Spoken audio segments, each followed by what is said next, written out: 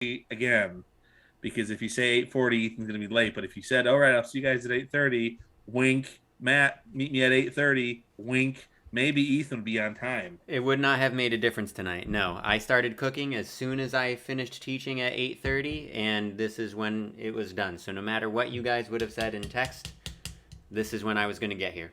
You know what, Ethan? For the show, you should get a crock pot.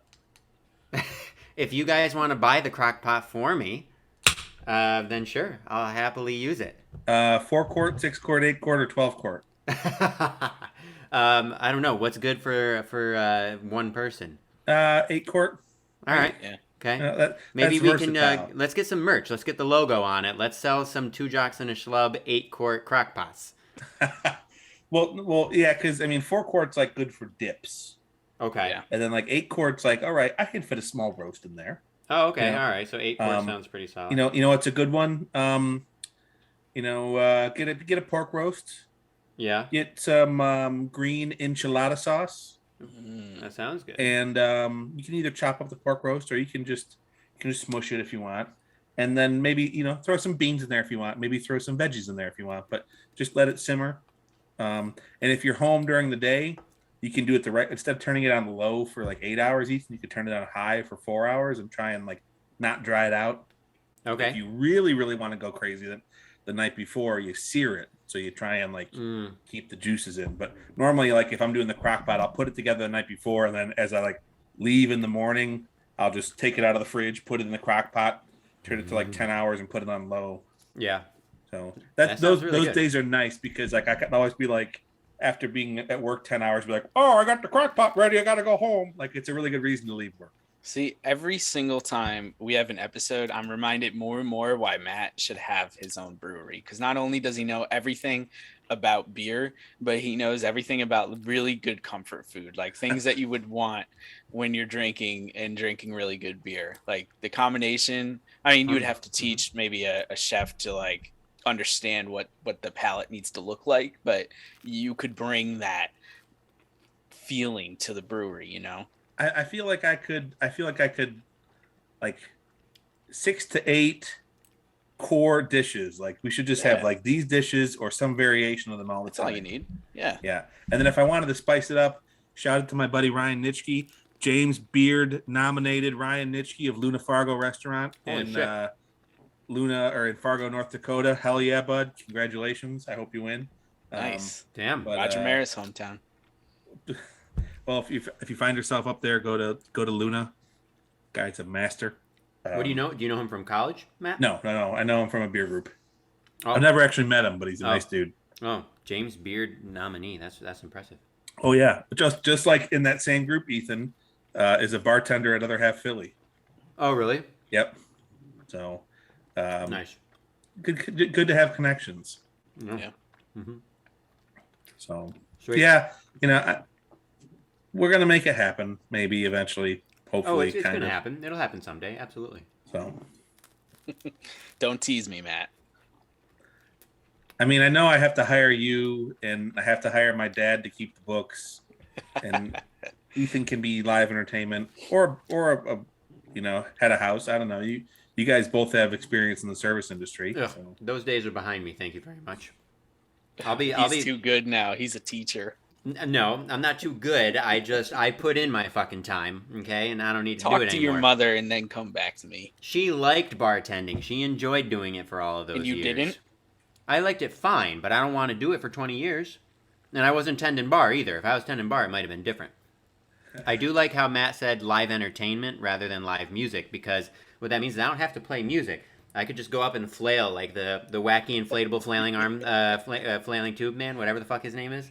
I would just do that around the restaurant. They make costumes of that. Okay. And because I know she's not listening, but if you are listening, Laura, your reward for listening to the podcast is I'm spilling the beans. We have a friend that she got one of like the mini desk-sized wacky inflatable tube men, and she made a joke about like them having an orgy or something. So all of my friends, coordinated by me, we've all sent her like 40 of them. Not really 40, like 10. So she's just got them all on her on her desk, and they make a Christmas elf version and a wacky inflatable tube woman. So we just Nice. keep sending them to her at random times throughout the year. So she's Oh, got a love it. bunch on her desk. So she doesn't know who though, and if she listens, her reward is to get to find out. Friend That's of good. the show, Laura. Uh-huh. Yeah, come on, Laura. Laura, if you're out there, listen to this episode at this particular moment, please. I mean, she better. This is how we And draw if new anyone listeners knows in. Laura who listens, You know? don't tell her. Really, really specific stories with specific people and just like an insanely specific like scenario. That's how we get our new listeners. That's it. Yeah, yeah. You know? So just Not- like this forget past about broad weekend, appeal, my you friend know? Nick was in town, who no one probably knows, but Nick came in town and met Ethan and I, and we went to some pretty cool spots Mhm. and told some really good stories and watched some really good music. That's true. We did. Mm-hmm. And I'm Is sure it that you he's going to watch listen to the music, pod now. or is it you listen to music? Well, we watched a live show where they performed music. Went to a concert. I'm just being a dick. Oh, saw the band Tool. It was awesome. They were excellent. Put on a great show. Highly recommend. For those who are into prog rock, which is progressive rock. My parents made me clarify. I was telling them about this the other day. About like prog rock. And they were like, what is that? Well, in their defense though, I was on the Bluetooth on my car and they had me on speakerphone. So maybe it wasn't super clear. But they thought I was saying frog rock, like ribbit ribbit. Which really I think should be like a new subgenre. I think somebody should make that. But yeah, so prog rock is progressive rock. Which basically is like rock music that's like way more complex. It kind of incorporates elements from like classical music, which is to say just greater complexity. I'd say Tool's what prog rock, metal, and art rock kind of mixed together. I think that's a good way to say it. Like mishmashed. Yeah. Uh-huh. With some really, really fucked up animations in the background. Mm-hmm. Mm-hmm. As I was describing to Ethan, we were trying to pick out our favorite animation for the night, and there's one where it's just a loop of this like zombie looking skeleton thing with tight skin, and it zoomed in on its forehead, and then a blade cut an eye open on the forehead, and then like you went into the eye, and you went into the eye, and then by the time you were done, you came out of the mouth, and then you went back into the eye, and then out of the mouth. Very, very strange and trippy. Yeah, For art everyone that was being watching, projected. that's your entertainment. Mm-hmm. But yeah, it was crazy. It was fun. It was Mm-hmm. a lot of fun. Yeah. I didn't know much of the set list, but I still had a good time. I've been listening to it actually a lot these past 2 days. Oh yeah, I got to do that. So, Wait, Yeah. you got like the live cut of it? oh no, I've been listening to the songs they played live. Yeah, there are websites that like keep track of set lists. Yeah. Yeah. I got it. Yeah. Very cool. So, Colin, you saw a show this week. Why don't you tell us about that? Oh yeah, you did. That's Yeah. right. Yeah, and what I realized as soon as we sat down in our seats and I looked over at a section in the arena, we were in the Spectrum Center where the Hornets play. I look over to my left and I'm like, I did see a concert here in Charlotte. It was pre-pandemic, so it's been a long time. But we saw a Trans-Siberian Orchestra, so I guess if you consider that.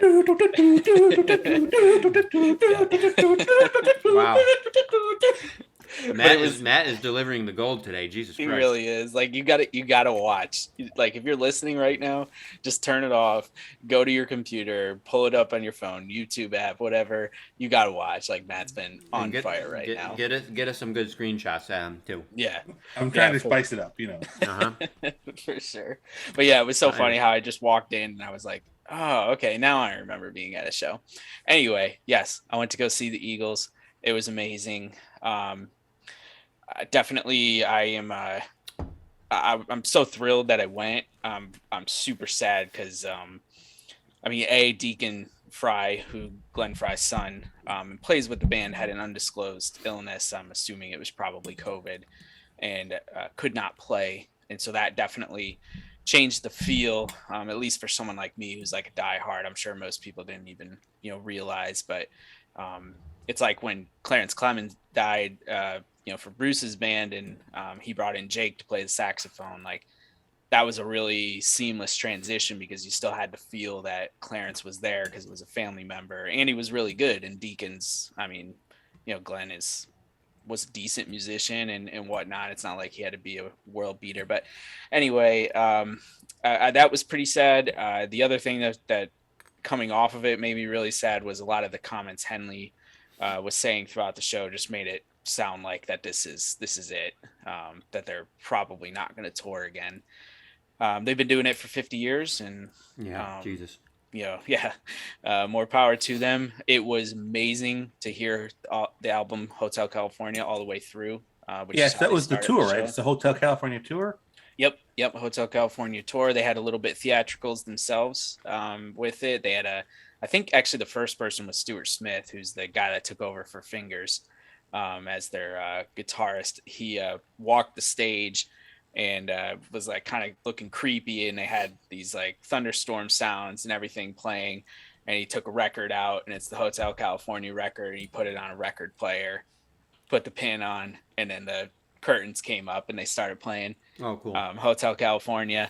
So that was really cool. And then they even had a woman come out to flip it over to the B side and everything.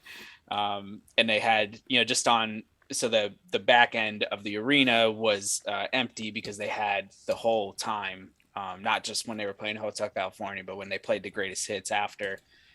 They had videos and just all these theatrics on screen and everything adding to it. Definitely something different than what you would expect from a typical Eagles show, but kind of shows how I think they're just trying to have some fun with this Yeah. this last go around, and Did everything. did Bernie make an appearance? No, I was really Oh, hoping. damn. Yeah, I was really hoping he was going to, but he did Did you not. see the history of the Eagles? One of their shows. Yeah, that was Yeah, really cool. So yeah, I was hoping that they would still bring him around because yeah, that's yeah. a And big part he of the band. he has played periodically with them. Um, I don't know how much since Glenn has died, in everything, but the really cool parts were Henley sounded amazing, as you would expect. You wouldn't know that he's 74 I years was just old. gonna say, I just looked it up. He's fucking 74. Yep, they're That's all insane. 74. Oh The my the god. actual Eagles, Henley, Walsh, and Schmidt are all 74. Um, so that was really cool. Joe Walsh was actually, I thought, the best performer of the night. Like the energy he brought, he mumbled a shit ton and you could Yeah. barely understand what he was saying at certain points. And I don't even know if he knew what he was saying, but he was pretty funny. He had a lot of energy, played really well on the guitar. And I thought he was the best performer. And it was really cool too. I know you guys are big into supporting local musicians. They had an orchestra, that backed them for songs like The Last Resort, Wasted Time. They did the Wasted Time reprise, that's on Hotel California. And they had an orchestra that was from the state of North Carolina. So it was local to the state. And then they had 20 choir singers who were from UNC Charlotte. Cool. And those kids were like awestruck but super excited, and had a lot of fun too. They were just there for the Hotel California. I really think they just played, or they just sang on the last song on The Last Resort. But yeah, it was great. I'm so glad I went. I keep thinking about going to Raleigh next week and joining my parents for the show, because I mean I got so sad leaving, yeah, just knowing that it's probably the last time. And I just love their music so much, and it's a huge part of my life. But I am super grateful that I got to see them again, even if Okay, it's important not. question. Who sang "Take It to the Limit"? God, Timothy? no, it should be Timothy, because he sounds just like Randy. Yeah. Plays down No, low, sings up high. yeah, no, so for those who don't know, once Randy left the band and they decided to play that when they got back together in the 90s, Glenn used to sing it, and Glenn is dead. And so Vince Gill, sorry.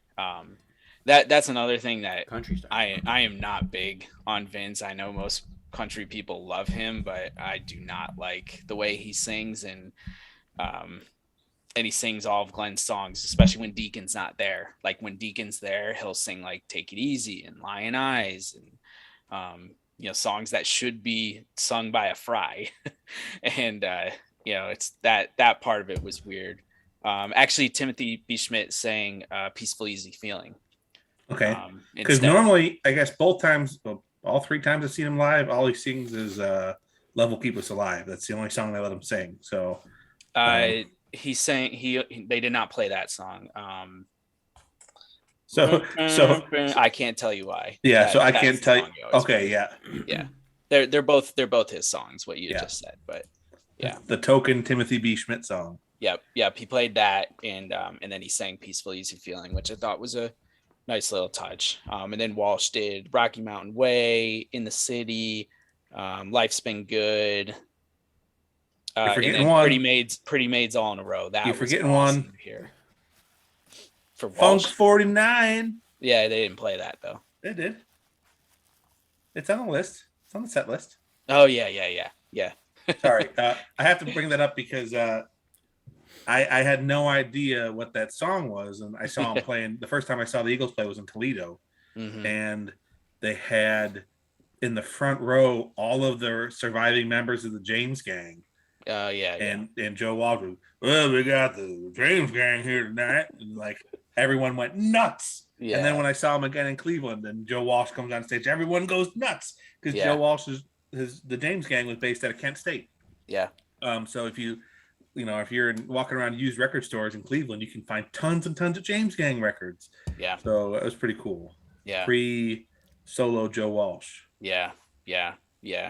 I wanted to ask you guys actually. I was wondering. So I felt like I felt it in real time. Like there's glue people to like bands and teams like that just like make the experience so much better. Like I feel like Don Mattingly was a glue person.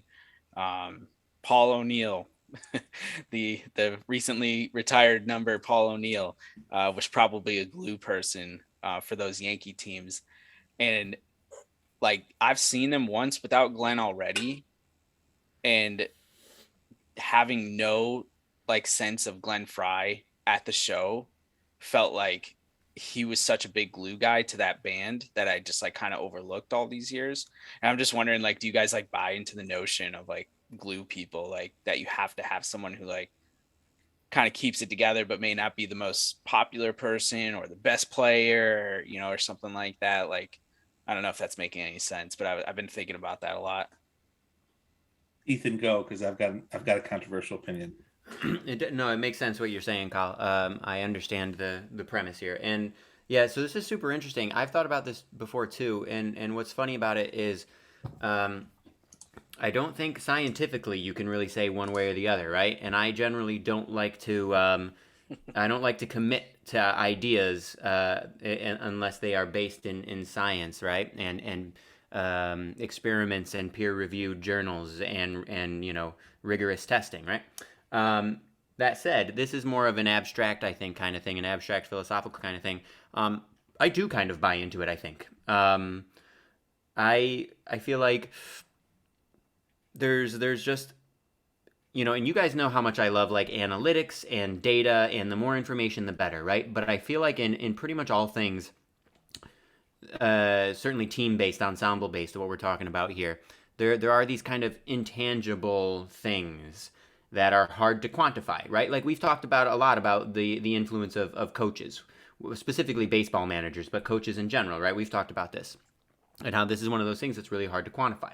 And this same idea, this idea of the glue guy, like Derek Jeter, for instance, he's like the king glue guy. I remember reading, can't remember whose piece, but they were talking about some journeyman who like went to the Yankees, and he said that being on the Yankees was like night and day compared to the rest of the league. He had been on a bunch of other teams, but the Yankees were night and day. And the reporter asked him like why, and he was like, Jeter. That's it. Like it was like Jeter. Like when he makes all the difference. Like you show up here and he comes to you immediately your first day, tells you like welcomes you, offers like all of his help, tells you like what's expected, blah blah blah blah blah. There's just this presence, right? And so, yeah, it's one thing to hear that story, right? But you still can't necessarily quantify that in terms of numbers and in terms of wins and losses, right? But I guess I do kind of buy into it. I think the only problem with it is it's subjective, right? So like for you, Kyle, you're saying that, for you, like Glenn Fry is that glue guy there. And I don't know for sure, but I could see it being the case that there are some Eagles fans who went to that show who probably didn't feel that way. Maybe for them, Henley is the glue guy. Like, I don't know. I think there's probably some subjectivity there. But I think there's something to it. I think it depends on the context. There are certain contexts where it doesn't matter, I think, where it's like it's a job, and if you pay a person enough money to do that job, they're going to do that job really well, and that's that. But in like music and in sports, and maybe I'm biased because those are like my two favorite things, and it's like all of our favorite things. I feel like it does play a bit of a role. I don't think it's necessarily, yeah, you can pay somebody enough, and if they're really good, they'll come in and they'll do the job. But there's a difference between that and just that little something extra that kind of pushes things over the edge and turns something from like great into incredible. Yeah. So I don't know. I guess that's kind of my gut feeling, but I know Matt is itching to be a contrarian right now. What so. makes it special? That's what I'm thinking about. Well, so I do believe in the glue guy. I will start off by saying that. And I will also preface this by saying, Colin, this is not an attack on you. But I'm going to cite one of the things that you cite all the time. And that is the history of the Eagles. Because if I go to the history of the Eagles, I'm going to say that Glenn, was the unglued guy because he was the one that was wanting to fight people all the time. It's true. He's the reason that Randy left. And therefore, since And Randy's Bernie. my favorite, I'm going to say Glenn is the unglued guy. This is fair. That's it. That's all I'm getting at. Yeah, and so that's the subjectivity piece, right? Yeah. Well, and that would, if Glenn was still alive, he would tell you that, yeah, you were probably right in the 70s, but when they got back together, he says this in the history of the Eagles. He's like, I think I have done a better job being a leader of the Eagles, and maybe you would feel differently. But and both times I saw, or I can't remember 2 or 3 times, but anyway, both times I saw him that I remember, he did talk about like, we were so great before, money screwed things up and blah, blah, blah, blah, blah. So, yeah, I could see it. He's better now, but damn it, I never got to see Randy perform live. So I know. For everyone out there, Take It to the Limit is my favorite song. Yeah, by the Eagles. Could he just like pop up and sing "Take It to the Limit"? Maybe. I mean, he's not in all that great health, right? I don't know. I mean, I'm sure he's not in amazing health, but he hasn't probably sang since 1977. Yeah, has he had it? Did he continue in music after the Eagles, or did he just left music? Just completely quit. Yeah. Wow. So Glenn Frey like fucking ruined his life, basically. It wasn't Glenn. Glenn. It wasn't all Glenn. I know. Fair enough. Thank you for correcting that. Yeah. Some of it was tequila. Some of it was he's a hick from Nebraska, and he just wanted to be in Nebraska, and that's, I'm pretty sure that's where he's lived all his life since then. Yeah. Yeah. Yeah. Very interesting. Yeah, he's had some health issues. I'm reading about it. Yeah. Yeah. Kyle, was this your first show since COVID? Was this your first live concert? Yep. Holy shit. Well, that's amazing. That's exciting. Fuck yeah. Yep. So finally broke that cherry. Yeah. What an amazing feeling. Yeah. Yep. Yeah. It's pretty cool. I'll definitely always remember it, even if it makes me a little sad in some ways. But well, did you go to the Raleigh show? Isn't Raleigh just a couple hours away? Yeah. Yeah. Or we stayed before we went to Charlotte. It's like 2 hours away. Yeah, that's what I thought. Right. Yeah. Oh, that's probably expensive, right? And it probably sold out. It's probably close to sold. I mean, there were more. So Toddy went to see Dua Lipa last week when we were recording, last Wednesday. Right. And she said there were more people for the Eagles than there were for Dua Lipa. Oh. And, yeah, that's surprising. I was like, they're America's band. Like, I mean, they are huge. It was a lot of old people. There were definitely some younger people, and even younger than us, like kids and stuff. Not like you see in the mix like at a Springsteen concert or something like that. But it was pretty much sold out for. Obviously, again, they didn't have the back seats filled in, but they had the floor all filled up too, and everything. The pit. Now, was it general admission standing, or was it seats on the floor? What do you think, Matthew? We made that joke at the Tool concert, like, we're the old guys now because there's no general admission. It's just it's folding chairs, assigned seats. Yeah. Well, the Eagles were accused of being too what's the word, stoic on stage back in the 70s. So, yeah, that's interesting. Wow. Yeah, well, wouldn't have expected that. Yeah, but, nice. Well, that's awesome, dude. It's great you got to do that. Yep, good stuff. And how about Paul O'Neill? I'm actually relieved, as I said to you guys the other day, that they're finally This has been retiring driving the you number. crazy for like a fucking decade or Yeah, so more. I'll give the context on it, and then Yeah. I'll let you guys talk. Paul O'Neill has been retired since 2001. So 21 years now. Yes. Yeah, or almost, And right? 20 plus, yeah. yeah, and I have never had a problem with the Yankees retiring number 21. And especially as you get further away from the dynasty years, you are reminded more and more like how special some of those core guys were.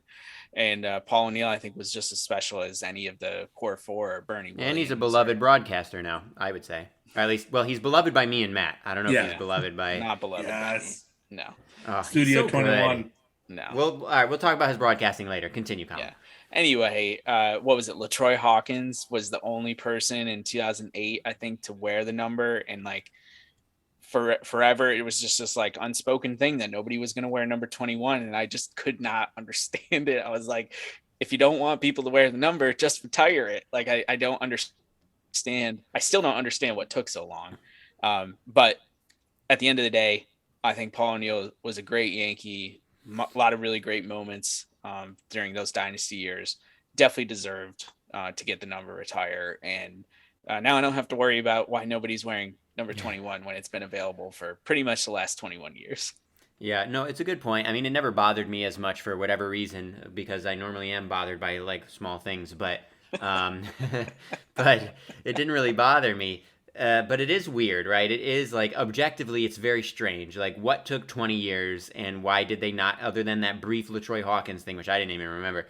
Other than that, why did they not give the number out? And the thing about it, right, is it's not like the number is like 73 or something. It's not some random number. Like 21 is a great fucking number. Like that's a number that people like. Right? In sports, that's a great number. In baseball, that's the type of number you would want. You would want that jersey number, right? You're not going to go after 73, but you'll go after 21. And so, like, for 20 years, like, I'm sure people wanted to wear 21, right? And the Yankees were probably like, nope. But, like, didn't bother actually doing anything. So it's, like, really, really strange. I don't understand. What do you think they said when somebody asked for the number 21? Like, what did LaTroy Hawkins say to, like, get the number? How did he convince them? Yeah, I have no fucking clue. When someone asks for 21, they say, why don't you wear something like 13? Yeah. A-Rod would not have wanted 21. A-Rod's idol is Babe Ruth. He wanted the number 3 in his jersey regardless. That's true. Yeah. Was he 3 in Seattle? I know he was in Texas. I think so. Yeah, I think so. Yeah. But I'm with you, Kyle. Paulie was a great Yankee. I think he's a great broadcaster, and I think he's just a beloved part of the Yankee family. Well, I mean, even without the broadcasting, he's a beloved part of the Yankee family. And so, yeah, I think it's well-deserved. I think it'll be really fun. I actually thought about texting you guys about whether we should try to go to that game if there is a season. But if the season, I'd be curious. I'd be interested. But also let's see if the season. Happens, I'm not getting ahead of myself. But also, I guess the other thing with that though is like it would be fun, but I don't know if it would be. It wouldn't be quite as exciting as like Jeter's final home game. Yeah. So. Well, that's not that anything is really. That's going to be hard to live up to. Yeah. My favorite way to describe Paul as a broadcaster is like the same way my favorite comedian describes himself is like Uncle Dum Dum tells his barbecue stories and like everything is happy. Like it's the best. He's just kind of just I don't know. It's an intangible. He's the glue guy to the Yankees. And yes, broadcast. That's right. Now, okay, quick question. We can come back to that, but sorry, let me interject really quickly. Did they retire 51 yet for Bernie? Do I just not remember that? I don't think they did. I think they did. Because that would not make sense for no, I love Paulie, but for him to get his number. Oh yeah, they retired it. Yeah, 2015. Okay. I was going to say, that would make sense, because Bernie was with the Yankees for, like, double the amount of time. And he's homegrown. Yeah. And I love Paulie, but yeah, okay, I was just wondering. I couldn't remember. But anyways, yeah, no, I'm with Matt. I love his broadcasting. He tells his, like, silly stories. But also, every once in a while, there are, like, some good nuggets of wisdom in those stories. Like, a lot of times it's like... I wish he would do that more, though. Like... He's just so goofy sometimes. Because he's just having fun. This is just his retirement gig. He just wants to make fun of Michael Kay and have a good time talking about baseball. He doesn't want to have to work. He doesn't want to have to use his brain too much. Make fun of Michael Kay's like bacon only diet, and yeah. Right. Seriously, guys, look up Michael K's diet. It's crazy. He's gonna die if that's the case. He's in his 60s now. He eats like Michael bacon and K's in his steak or 60s? something like He's that. gonna It's drop dead of a fucking heart attack in the next like 5 years if that's Michael if that's K's in true. his 60s for real? I've teased yeah. it. Now I have to Google. Now I have to Google it. I think K is up to like 60 or 61 now. Maybe I'm wrong. He might be late 50s, but he's up there. Yeah. I guess he Michael has been K at it diet. for a while. Oops, that's not what I want. Come on. Okay. This is great content for This the is podcast. amazing content. Matt and I are both Googling. Michael K is 61. Wow. So if he eats a diet that's like mostly bacon and steak, yeah, he's He'll dropping dead in 5 see years. ya. He'll say see ya to life. Exactly right. Yes, he will. Which would be sad, you know? I like Michael K. I like him just fine, you know? But Did you see anyways. Cameron Mabins joining the Yes staff? No, I No, did but not see I'm all this. for that. That's Yep. super interesting. What's he going to be doing? Did it say? He's gonna be one of the color guys. He's gonna Re- fill in for like David Cohn for. Oh, he's going to do color. Yeah. No shit. Like he's okay. When you said staff, I wasn't sure if that meant like in the Yeah, studio yeah. or what. But no, Yeah. he's going to be like in the booth. I think he's gonna be in the booth. How long has he been with our organization at all? I mean, He just retired, I think.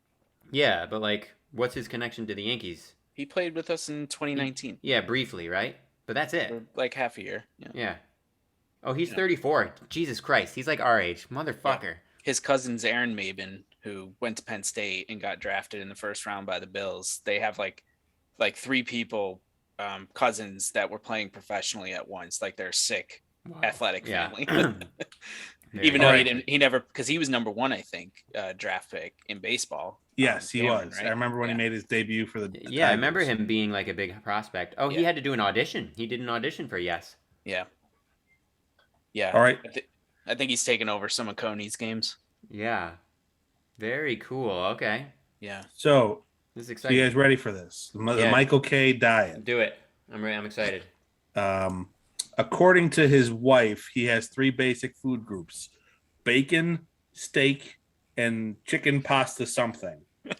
And this article I'm reading says that his colon must look like Clint Hurdle's face, which is hilarious if you know who Clint Hurdle is in baseball. Clint Hurdle, what was Phillies for the longest time? Rockies? Oh, okay. Pirates and Rockies. Yep. Pirates and Rockies. He looked like the bitter beer face guy in the commercials, like all scrunched together in bright red. Now, second note from a Pinstripe Alley article, Michael K mentioned as I enjoyed a bowl of soup, and I am saying it's one of the writers here at Pinstripe Alley, Mark Ferdinand. Michael K mentioned that he has never had soup in his entire life. He then said he'd never had any type of fish or seafood. As the conversation went on, he informed me of several other things he has never tasted in his life: bananas, condiments of any type, jelly, any cheese not on a pizza, How does veal, he live? coffee. Yeah, what the fuck? It went on to include more things, but I can't think of them at the moment. Okay, he must have like some fucked up taste buds where like a lot of stuff like must taste bad to him. I or mean, something. I'd love to just eat steak. No, you wouldn't. No, you wouldn't. You would be fucking dead. Like this is insane. He literally will drop dead in the next few years. There's No. like No, you can do it healthfully. Shout out to another random guy that no one's gonna know. My friend Jimmy in that same beer group in Texas eats 45 ounces of steak every night for dinner. He doesn't eat breakfast or lunch. He just eats dinner every day. Lots and lots of steak. Swear to God, I'm not making this up. He posts it all the time, and he's like super fit and super ripped. 45 But ounces of What's steak. what's the inside of his body like? Yeah, Jesus Clint Christ. Hurdle's face. I don't know. Yeah, he's gonna fucking die too. Sorry, Jimmy, but Jesus Christ. Oh my god. 45 ounces of steak every night? That's well, insane. I mean, just lots of steak. I mean, Lots of you know, steak. Whatever. doesn't matter. he travels for work all the time, so he'll go to like Texas Roadhouse and be like, I want 3 ribeyes but no sides. Don't bother with that broccoli stuff, just give me 3 ribeyes. It's like real life Ron Swanson, but the thing is, like in Parks and Rec, Ron Swanson is like funny and adorable and it's like charming. In real life, Ron Swanson would have died 15 years ago. Such a great show. Such a Yeah. great character. Yep. I'm trying to think of the bit where he's just like he keeps eating some type of meat and his face in it. I can't remember what it is, but I it's just like amazing. what you thought you heard me say was I would like a lot of bacon and eggs, and what I actually said was I want all Yeah, of the give me bacon and all eggs. the bacon and eggs you have. Yeah, that's a great bit. And then there's one where he's grilling with a few people or whatever, and or they're at a restaurant or something, and somebody offers him a salad, and he's like, "No, that's the food that my food eats. I will not have any of that, thank you." Yeah. Oh, so good. Yep. Yeah. So, All right, anyways, boys. what else we got? Are we gonna wrap it up, Kyle? Yeah. Yeah, we'll wrap Unless it you up. guys got anything else? Let's talk about our beer real quick. What did we drink tonight? I'll go first. So Matt and I recently split. Other half, which we've mentioned many times, one of our favorite breweries, is running an anniversary celebration right now. Like each week, they're releasing different things. He and I are like splitting some of these. It's over now. It was last week. Oh, it's over now. It finished up. So right now, I'm drinking one of them, the I Love New York, which is a recreation of their 5th anniversary beer, right? Yep. But it's their 8th anniversary now. That's called the 5th anniversary is dead. Right, the fifth anniversary is dead. Meaning yeah, that's the last time they're too going to blurry, brew I it. think, to see. But yeah, and IPA, like normal, the most common other half stuff, right? Hazy IPA and delicious. Yeah, really but excellent. how strong is it? And it's strong. It's 10%. Yeah. That'll fuck you up. So Another now- 10%er. Yeah, now I'm okay right now because I like ate all my dinner and I haven't been going that fast. But it's possible that about 15 minutes after we end this podcast, that I'll have a pretty solid buzz. Who knows? Yeah, that's high test. Yeah. So I got anyway. 2. So I had one of the older anniversary beers, just a collaboration between Vitamin C, Fidens, Equilibrium, and other half. And Oh, I really liked that one. To top it off, I had a 10-ounce Medalla. I think that's Medalla. Oh yeah, tell the audience, tell the people about this thing. Well, first of all, I live in an area with a lot of Hispanic folks, so a lot of the beer stores around here have Modelo and Corona and Modelo Negra. Like they have a lot of Spanish beers, Mexican, and other Spanish beers in stock. And Medalla is actually Medalla. I don't know how to. Yeah, how there's to no say I in there. There's no I. So. Medalla. There's no I. It's got the 2. Yeah, so it would be like Medalla. Yeah. Medalla. Yeah, Medalla. It's a Puerto Rican beer. It's brewed in Puerto Rico, which is interesting. I'd never had it before. It came in a 12-pack, but it's 10-ounce cans, which is kind of neat. So it's a really easy to drink. I mean, there's nothing special about it. It's yellow beer, but it hit the spot if you want just something cold and fuzzy. So yeah, I've got a couple of them left in the fridge. I've been working my way through them, but it was good. It was a good after beer drink. After this beer. An after beer. Perfect. Yeah. Uh-huh. And Kyle, did you have anything tonight or no? Matt drank a beer for me. Okay. Yeah, this is Colin's. Okay. See, because it's a no, I won't say it. Light, no calories. No, I was gonna say shorter. Oh. Ah. Uh-huh. First short joke I've ever heard in my life. Oh. Yeah, right.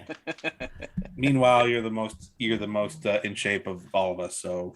Oh, I don't know about that. Now that I have a metal elbow, I'm pretty fucking powerful over here, okay? Okay. So Robotic and in shape are different. yeah, that's true.